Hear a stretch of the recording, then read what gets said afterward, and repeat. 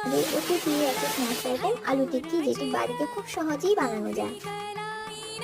আলু সিদ্ধ করে নিয়ে তাতে একে একে কাঁচা লঙ্কা কুচি, পেঁয়াজ কুচি, ধনেপাতা কুচি দিয়ে ভালো করে ম্যাশ করে নিতে হবে।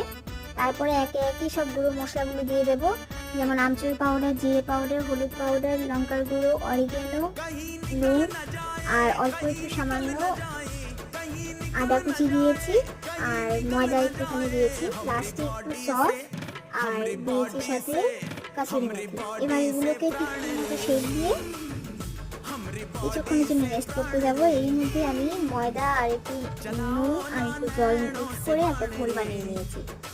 তেলটা গরম হয়ে আসলে একে একে এগুলো ভেজে নেব। বাচ্চা থেকে বড়রা সবাই এটি খুব পছন্দ করে এবং ঘরে বানালে তো এটা একদমই স্বাস্থ্যকর অবস্থায় থাকে। তো বাড়িতেই এগুলো বানিয়ে এখন থেকে বাচ্চাদেরকে